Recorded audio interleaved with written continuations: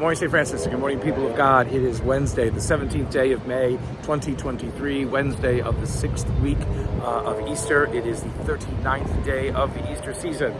It is day 3 of our trip, the 8th grade trip from the Franciscan School's 8th grade trip, to the District of Columbia, to Washington, D.C.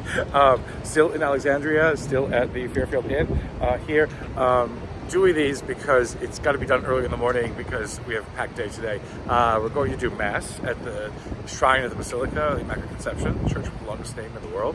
And then we're going off to the mall to visit some Smithsonian museums, and then to the Library of Congress, and then make our way back to Raleigh, hopefully by a decent hour this evening. We'll see what happens there. But it has been a joyous time. The 8th grade have certainly enjoyed Washington, D.C. Our trip down the Potomac on the cruise liner with dinner was surprisingly wonderful, and so that was a very good thing.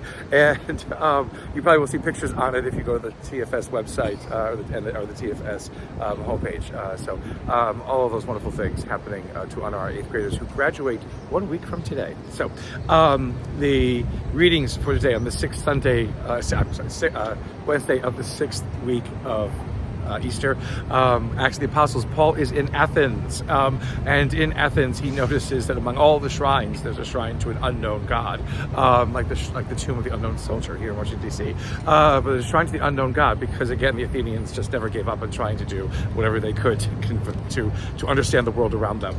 And so basically Paul takes that as sort of an entree into talking about the God of Abraham, Isaac, and Jacob, the God who is revealed in Jesus of Nazareth, who is Jesus of Nazareth. And basically begins to talk about extending this understanding of what was formerly just something that Judaism held, now becomes something that is open to the world and open to all peoples.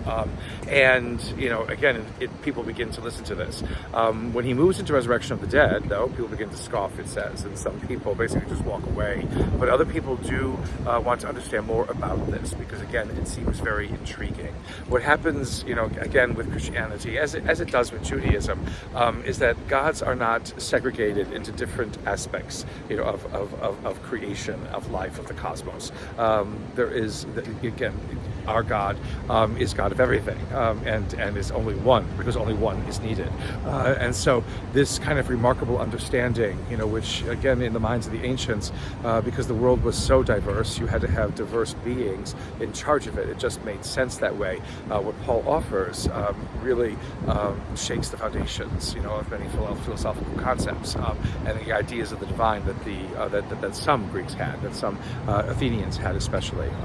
And so Paul opens up this new understanding. Paul opens up this new awareness to these non-Jewish people, to these Gentiles, about who and what Christ is, and what has changed in human history and the human understanding of the cosmos around it because of Christ.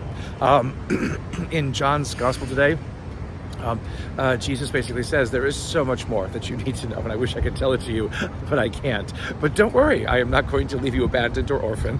The Spirit will come to you, and the Spirit will be able to continue the work that I began, which again is crucial for us to understand and believe, because we cannot move forward as a church locked and bound, by only one way of thinking about things. There are certain things, of course, without which we cannot be who we say we are as followers of Christ, as people who continue the Christ movement. But there's also a sense in which the Spirit has much more to tell us about life, about ourselves, about our human dignity, about what it means to be human, about what it means to be part of this wonderful, glorious creation that God has given to us. And the Spirit is the source of that. If we do not listen to the Spirit, if we are blind to what the Spirit is leading us to, if we are deaf to its promptings, well then, we will be locked, in only one way of thinking about things, which may not be what God desires. It may not be what helps us, to attain the fullness of our life. To have life, to have it to its full, is one of the aspects of the Easter season. And a life that is not to be lived after we die, but a life that is meant to be lived here and now in this glorious, wonderful creation that we have, that God has given to us.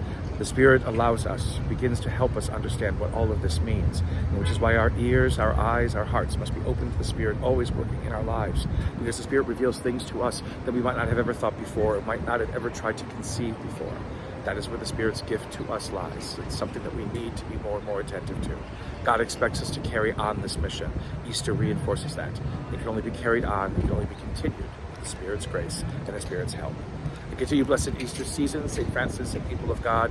Pray for us in the 8th grade as we make our way back to Raleigh, and may the Lord give you his peace.